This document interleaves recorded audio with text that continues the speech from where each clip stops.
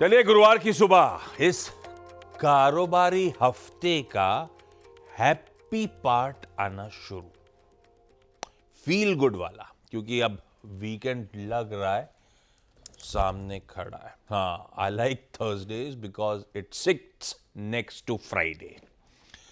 पर यह बाजार के लिए नहीं कहा जा सकता। मामला कल फिर गड़बड़ाया। खैर, कल के ग्लोबल क्यूज सपोर्टिव नहीं थे, तो हम पस शुरुआत करते हुए नजर आए। खुला ठीक ठाक था, वैसे 25,100 के आसपास आके मामला गड़बड़ाता हुआ नजर आया। वहां से सेलिंग प्रेशर आया। हाँ, 24,900 के अहम लेवल्स पर बकायदा बाजार ने सपोर्ट भी लिया। पर कल सुबह मैं ऐसे ही कह रहा था 25,000 के इंपॉर्टेंट लेवल्स पे सपोर्ट लिया था। कल हो गया वो 24,900। तो मामला तो गड़बड़ा रहा है। बाजार थोड़ा नीचे सरकता चले जा रहा है। परसों और कल के जो इंट्राडे रेंज हैं वो आपकी स्क्रीन पर आएंगी। वो क्या कहते हैं ना, लोअर हाईज लोअर लोज बन रहे हैं। 2 दिनों से बाजार कमजोरी के साथ कामकाज कर रहा है।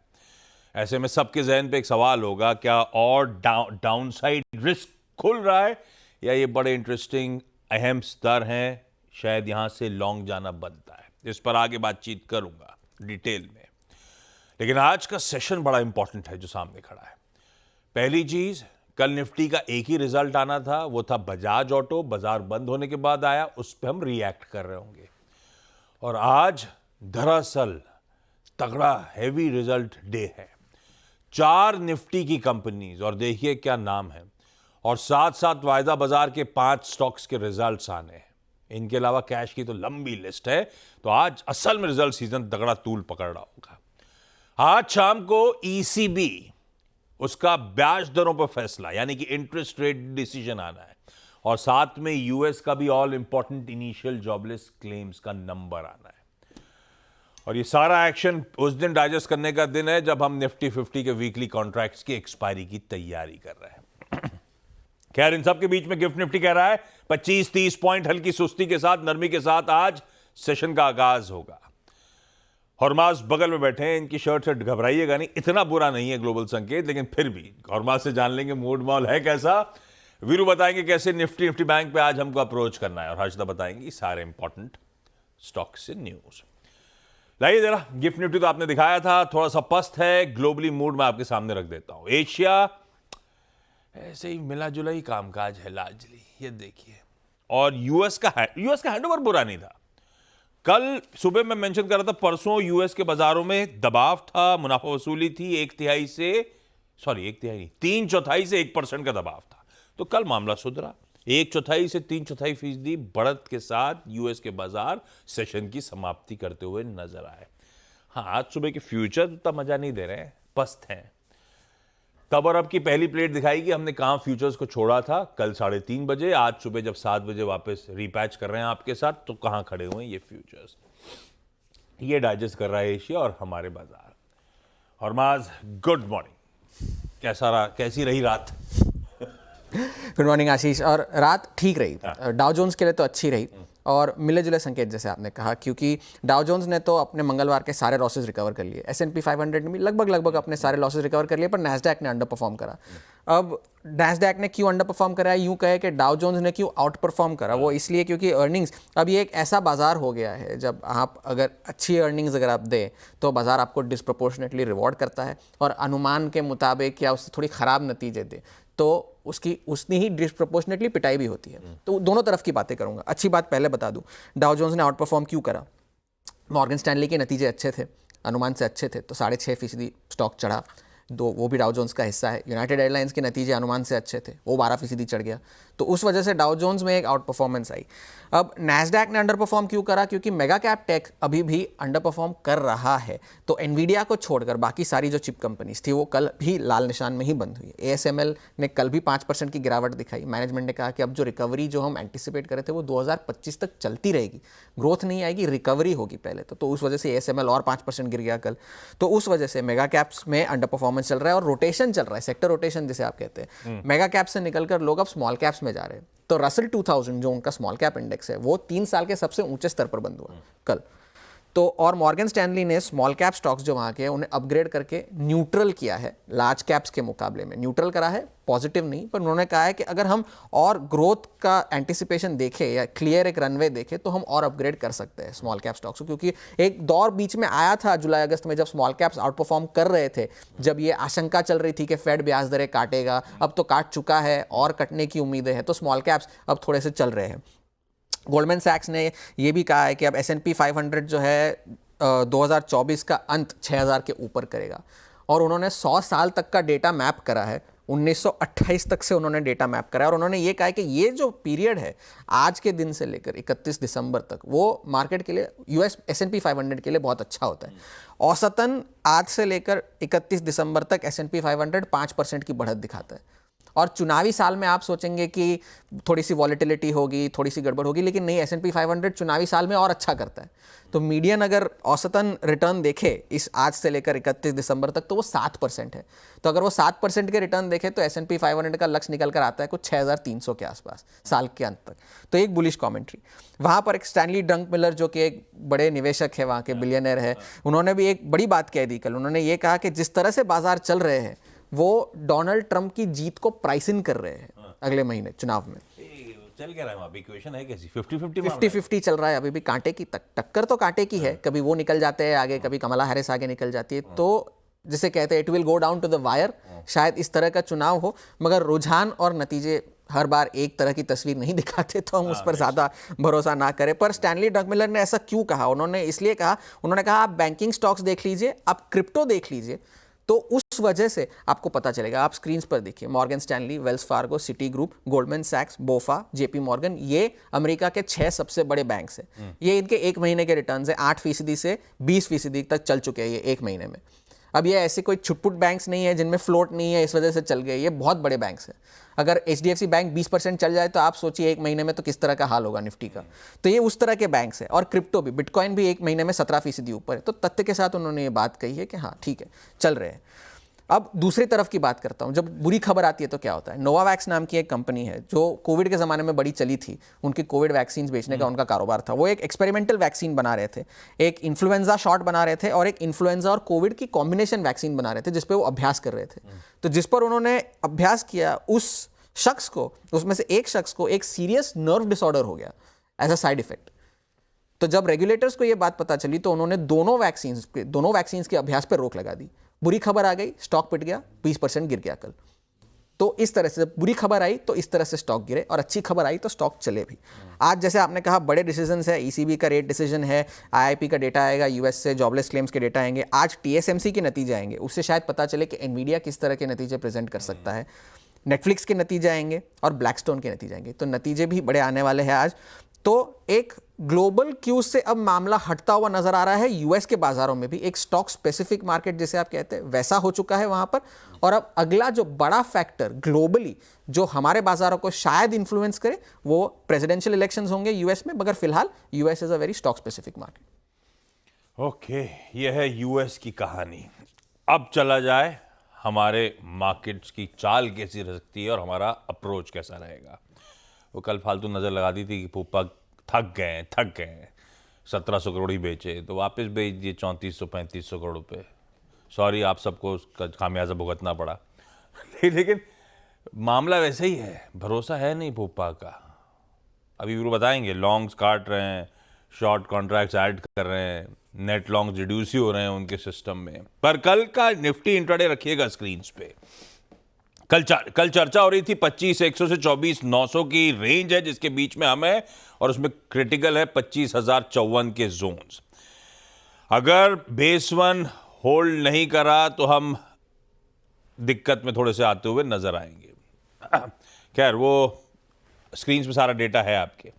वीरू, गुड मॉर्निंग भाई। मूड कैसा और अप्रोच क्या रहने वाला है? नहीं, गुड मॉर्निंग आशीष। देखिए, कल बात ये हुई थी आशीष कि बेस वन कल हम होल्ड नहीं करेंगे। We will get a deep dive towards base two. हमें डीप डाइव मिलेगा बेस टू के आसपास। देखिए आशीष, अब आप एक्सपायरी की तरफ बढ़ रहे थे कल और आज एक्सपायरी है। आपने 25,000 को इंटरडे में इतनी बार वायलेट किया है कि उसकी सिग्निफिकेंस बहुत नहीं है। तो एक चीज़ जो महत्वपूर्ण है वो ये है कि अभी भी हम बाय ऑन डिप्स कर रहे हैं और 24,900 को इम्पोर्टेंस दे रहे हैं, क्योंकि अभी भी मंथली पे 25,000, 24,900, 24,800 में पुट कंसंट्रेशन काफ़ी है। तो मैं इसलिए कह रहा हूँ कि इस छोटी सी रेंज में अभी भी आपको 25,054 को इम्पोर्टेंस देनी है 50 डेमा को, और अभी बहुत बड़े सप्लाई जोन्स परसिस्ट करते हैं 25,100 पे, 25,200 पे। इस छोटी सी रेंज में आपको डिप्स पे बाय करना है, तभी कोई रिवॉर्ड मिलेगा इंट्राडे बेसिस पे।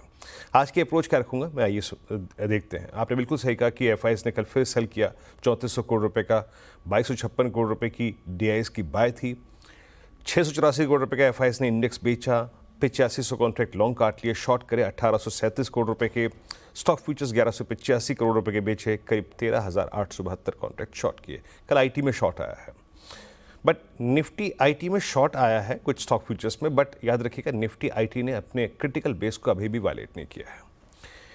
एफआईएस का जो नेट शॉर्ट का आंकड़ा है वो फर्दर कैपिटलाइज होकर अब 1,68,000 पहुंच चुका है। ठीक है, तो हर हायर लेवल्स पे एफआईएस की तरफ से प्रेशर आएगा, ये बात तो क्लियरली विजिबल है। हमें अपने रिवॉर्ड्स को अच्छा रखना है, हमें डिप्स पे फोकस करना है टिल द टाइम हम इस ट्रेजेक्ट्री में फंसे हुए हैं। आज की प्लेसमेंट लेके आइए, सिंस एक्सपायरी डे आज की प्लेसमेंट लेके आइए जरा प्लीज।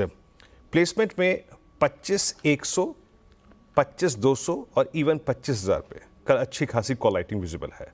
कल सबसे स्ट्रॉन्ग कॉल राइटिंग जो हुई है वो 25,000 की स्ट्राइक पे हुई है, 33 लाख कॉल भी की है यहाँ पर। बट 25,800 और 25,900 वीकली एज वेल एज जो स्क्रीन पे नहीं है मंथली पुट्स, आशीष, वो अभी भी बड़ा ओआई होल्ड करती हैं और सब्सटेंशियल पीसीआर वहाँ पे स्टैंड करते हैं अभी। तो मेरी अप्रोच क्या रहेगी, जरा प्लीज़ लेके आइए। एक बार जरा पिरामिड्स दिखा दीजिएगा, क्योंकि पिरामिड्स में जो कॉल राइटर्स हैं उनके कन्विक्शंस आपको दिखाई देंगे। इसमें ये देखिए 25,000, 25,1, 25,2 पे स्ट्रांगली कॉल राइटर्स प्लेस्ड है और नीचे पुट राइटर्स 25,900, 24,900, 24,800 पे प्लेस्ड है। मेरी अप्रोच क्या रहेगी, ये एक्सपायरी डे है, बेस 1 को कंसिडर करिएगा। देखिए बेस 1 आज वो है जो कल बेस 2 था और उसकी इंपॉर्टेंस थी।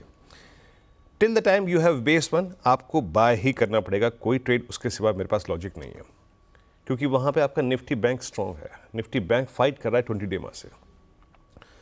बेस 1 पे बाय है और अभी भी अपने ट्रेड को चेक करने का क्लस्टर नंबर 1 है 25,045, that's 50 day exponential moving average. यहाँ पे और बिटवीन 25,122 अपने ट्रेड को चेक करें या फिर एग्जिट कर जाए। निफ्टी पे एक स्ट्रॉन्ग स्विंग तभी आएगा जब आप 25,122 के ऊपर, प्लीज रेजिस्टेंस की प्लेट रखिएगा स्क्रीन पे, मैं 25,122 बोल रहा हूँ, 25,122 का जोन निकल जाए, then we will get a swing towards 179 और 209। तो ये रहेगी अप्रोच निफ्टी पर। कोलैप्स निफ्टी में तभी आएगा जब हम 24,846 के जोन को वायलेट करते हैं। जब तक बेस 1 वायलेट नहीं कर रहा है तब तक कोई दिक्कत की बात नहीं है। हाँ, बेस 1 अगर वायलेट हो रहा है तो समस्या खड़ी हो जाएगी। इन दैट केस आपका रिविजिट ऑफ 24751 पॉसिबल है। In that case trade accordingly for short trade. जहां तक निफ्टी बैंक का सवाल है, कल इसने बहुत ही एक रेस्ट्रिक्टेड जोन में एक्सपायरी डे को बिता दिया और जो एक्सपायरी आई, मतलब जो जिस तरीके की गई, वो 52,000 का कॉल राइटर और 51,800 का पुट राइटर उसी के बीच में रहा। ये क्लोज एग्जैक्टली 10 और 50 डे एक्सपोनेंशियल मूविंग एवरेज पर है। प्लेसमेंट कैसी है, पुट कंसंट्रेशन 52,000 पे भी है, कॉल कंसंट्रेशन ज्यादा है, उसके बाद 51,800, उसके बाद 51,500 पे पुट कंसंट्रेशन है। So as per these stats by till the time we have base 1 51,629, 513 जब तक हमारे पास है हम ट्रेड बाय का ही करेंगे और हम उन सभी ट्रेड्स को चेक करेंगे क्लस्टर नंबर 1 पे, आरएस नंबर 1 पे, इट्स 51,947 एंड 52,067। यहाँ ट्रेड चेक कीजिए। निफ्टी बैंक अगला माइलेज, अगला सुपर स्विंग तभी क्रिएट करेगा जब 52,067 का क्लस्टर पार हो जाएगा। Ashish, then act accordingly for higher levels. चश्मा कहाँ गया?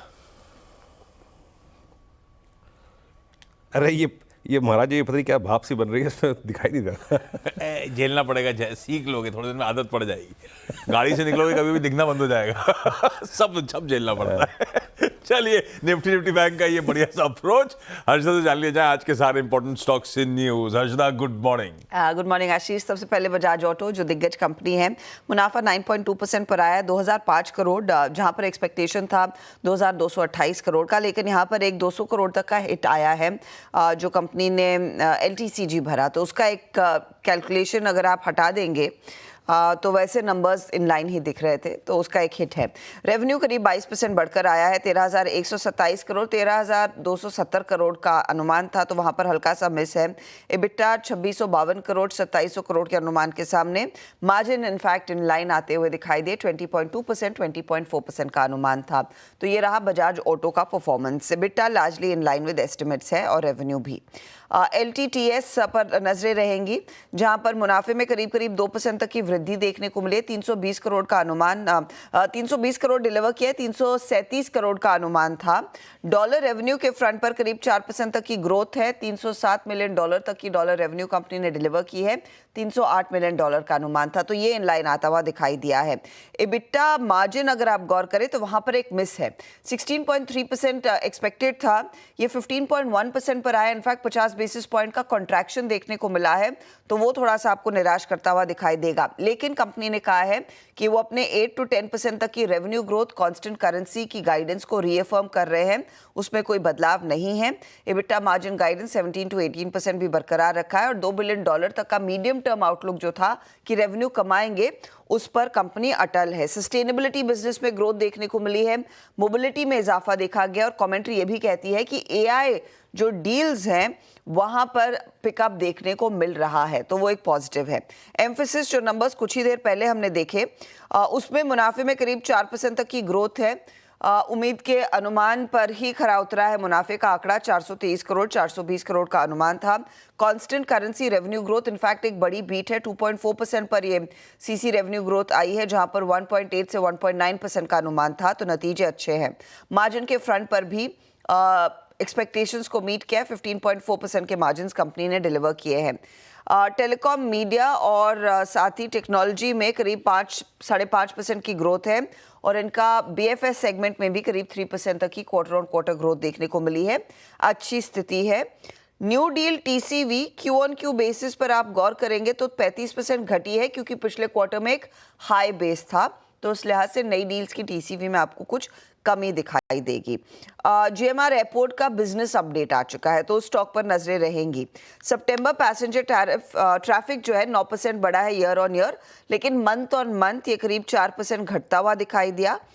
Domestic passenger traffic 7.5% year on year बढ़ा है, इंटरनेशनल पैसेंजर ट्रैफिक करीब 12% बढ़ता हुआ दिखाई दिया। Aircraft movement month on month 4% और घटे हैं, तो आपको जहन में रखना है। कोची शिपयार्ड इनफैक्ट अब सरकार ने तय कर लिया है पूरा 5% का ही वो OFS लेकर आएंगे, तो ग्रीन शू ऑप्शन भी वो दरअसल एग्जीक्यूट करने वाले हैं।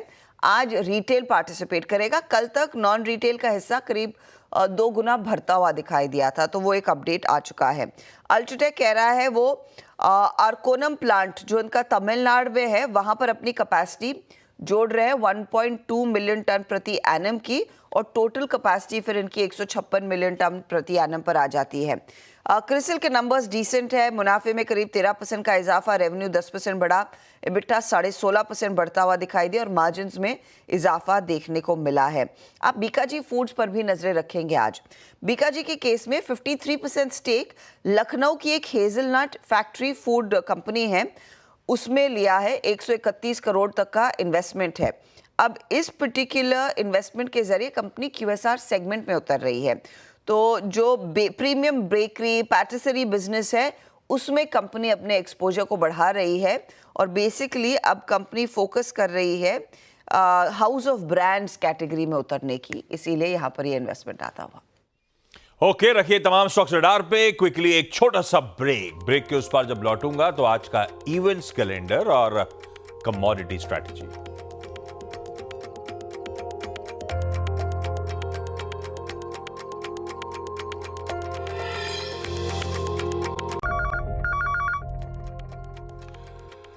चलिए भाई, ब्रेक के बाद आप सबका स्वागत है। अब क्विकली आज का events calendar. Thursday Nifty 50 contracts की एक्सपायरी का दिन।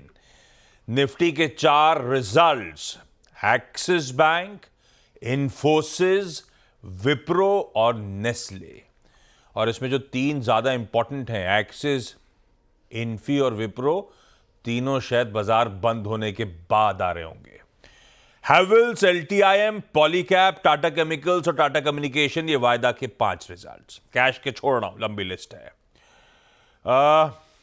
रिजल्ट्स के अलावा विप्रो इसीलिए भी रडार पे कि नतीजों के साथ साथ बोनस डोल आउट पे, बोनस इशुएंस पे कंपनी का बोर्ड आज विचार करने जा रहा है।